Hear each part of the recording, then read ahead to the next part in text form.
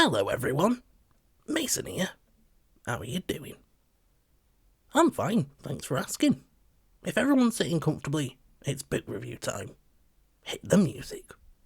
Caroline Joseph is driving home from a family gathering on a cold Wait a second, what is that music? This is a thriller review? That's not the right vibe at all.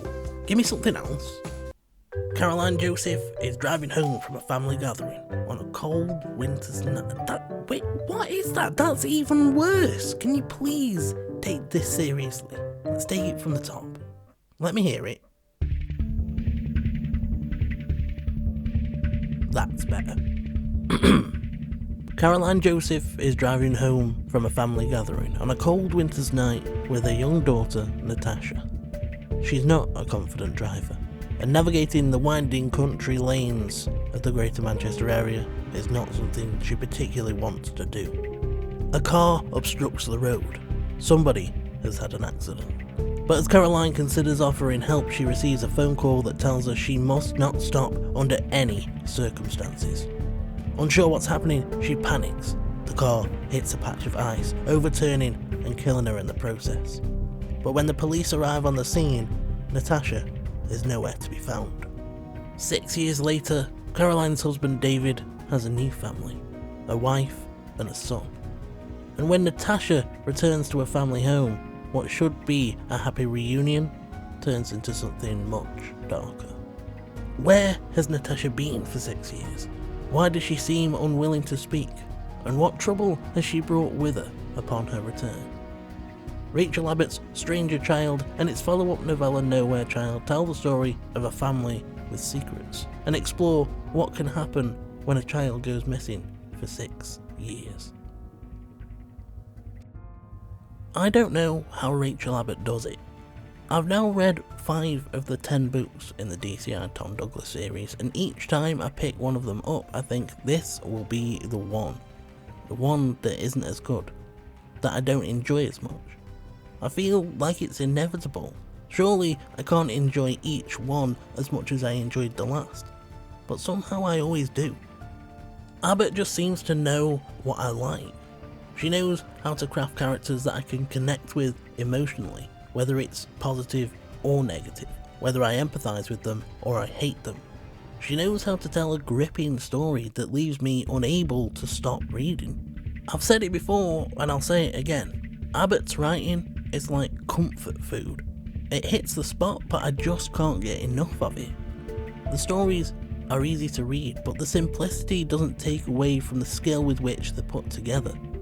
Each story has moments that stick with me, that leave me thinking about what happened days after I've finished the book. Stranger Child is no exception to that rule. I loved it. I formed a strong emotional connection with Natasha. That poor girl has had a hard life. Throughout the course of the story, she's so frightened of what might happen because she's entrenched in a world that's much too harsh for most people, especially somebody her age, and my heart just broke for her on multiple occasions.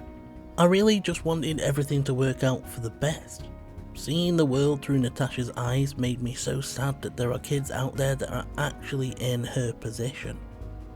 To tell you the truth, out of everything that I've read, this book came the closest to making me cry. There's a moment towards the end of Stranger Child that just hit me. Now I can't get into it because of spoilers, but there is another character that I thought was great. They want the best for Natasha as well, and they do everything they can to make sure that she has a shot at some sort of happy, normal life. There's also a character that I hated. Don't get me wrong, there are a lot of nasty, awful characters in this story, but one in particular made my blood boil. One of the things I applaud the Tom Douglas series for is that it's not heavily focused on the police procedural. Whilst in other series I enjoyed the emphasis on forensics and gathering evidence, this series doesn't need that. It's more about how and why a crime happened, as well as the physical, emotional and psychological effects it has on the people involved. Having said that, one of the things that makes the story told throughout Stranger Child and Nowhere Child is that Tom is quite heavily involved on a personal level. To tell you the truth, I've grown to quite like Tom. He's a fairly quiet character, but Rachel Abbott is pretty good at keeping his personality consistent throughout the series. One of the things I like about him is that he's not a hardened, gritty detective. One of the characters in the story refers to him as White Hat, which I think is a pretty good description. He's the good guy, a good cop and a good man. He's not interested in just closing the case and moving on. He wants the truth and he wants to do what's right, even if that means making some hard decisions, which he definitely has to do in this story. I love that we get to learn a lot more about Tom this time around. Who he is, how he thinks, how he works, and I appreciate that there's actually some pretty emotional moments for him throughout the course of both Stranger Child and Nowhere Child. Overall, I really do feel that Rachel Abbott did a fantastic job with this one. She crafted a great story and took her time with it. She knew she couldn't fit everything into one book without making it feel crowded, and the addition of the novella makes this one feel special.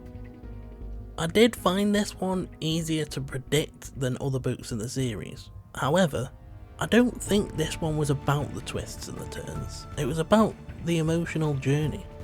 About exploring the psychological effects of experiencing these sorts of things can have on someone like Natasha. It's clear Abbott had a goal in mind, and in my opinion, she executes it extremely well. Whilst I do feel that anyone could enjoy this story, I'd be shocked if anyone who's a parent doesn't have a strong emotional reaction. As I mentioned in my last video, I'm not great at giving out content warnings, which to be honest I find frustrating because I do appreciate it when other channels do that. I just find it hard to strike the balance between warning people and spoiling people. What I will say is, this is a story about a child who is kidnapped and held captive for 6 years, so there is definitely references to child abuse, exploitation, psychological manipulation and gaslighting.